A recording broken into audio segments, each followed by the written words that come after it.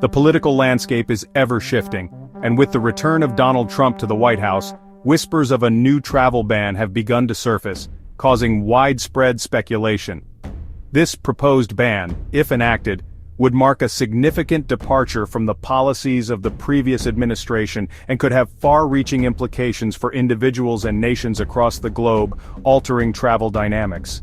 The Trump administration is reportedly considering a new system, one that divides countries into three distinct tiers based on their perceived level of cooperation with U.S. security protocols.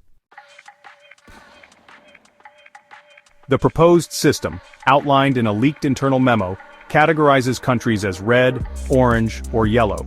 This classification aims to streamline the process of identifying and managing potential security threats based on the perceived risk level of each country.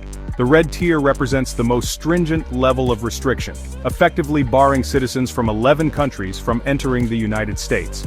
This tier is reserved for nations deemed to pose the highest security risks.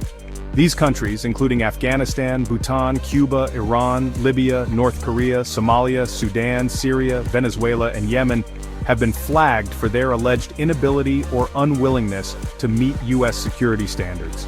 The restrictions are comprehensive, affecting not just tourists but also students, business travelers, and even family members seeking reunification. The orange tier introduces a more moderate approach, targeting countries like Haiti, Russia, and Pakistan, with heavy visa restrictions and mandatory in-person interviews. This tier is designed to increase scrutiny and ensure that individuals from these nations undergo thorough vetting processes. This tier aims to increase scrutiny on travelers from these nations without imposing a complete ban. The goal is to balance security concerns with the need to maintain diplomatic and economic relations. Lastly, the yellow tier serves as a conditional category, encompassing countries like Cambodia, Zimbabwe, and the Republic of Congo. These nations are considered to be of lower risk, but still require monitoring. These nations are given a 60-day grace period to address U.S. concerns regarding their vetting procedures, failing which they risk being escalated to a higher tier. This grace period is intended to encourage these countries to improve their security measures and align with U.S. standards, thereby avoiding more severe restrictions.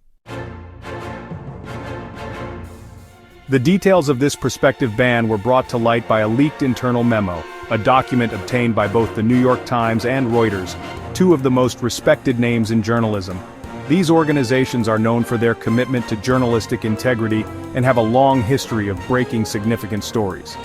The memo, though yet to be officially confirmed, has sent ripples of concern through the international community, prompting many to question the motivations and potential consequences of such a policy. Experts and analysts are debating the potential impact, and the public is left in a state of uncertainty.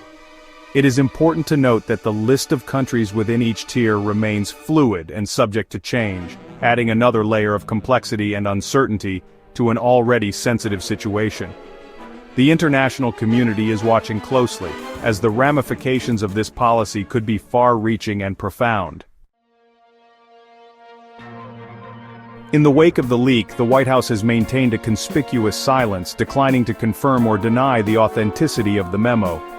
This has left the public and the media in a state of confusion, or addressed the concerns it has raised. This lack of transparency has only fueled further speculation and anxiety, with many people feeling increasingly uneasy about the future, leaving many to wonder about the true nature and extent of the proposed ban. The silence from the administration speaks volumes, creating an atmosphere of uncertainty and distrust, hinting at a potential shift towards more isolationist policies. This could mark a significant change in the country's direction and a renewed focus on national security, prioritizing domestic issues over international cooperation, even at the expense of international relations. The world watches closely, waiting for the next move from the White House. This is not the first time a Trump administration has flirted with the controversial idea of a travel ban. In 2017, shortly after assuming office, President Trump enacted a travel ban targeting several Muslim-majority countries, causing immediate backlash. This controversial move sparked widespread protests and faced numerous legal challenges, ultimately reaching the Supreme Court, which upheld a revised version of the ban. The ban, widely condemned as discriminatory and Islamophobic, left a stain on America's global image and sowed seeds of distrust among its allies and citizens.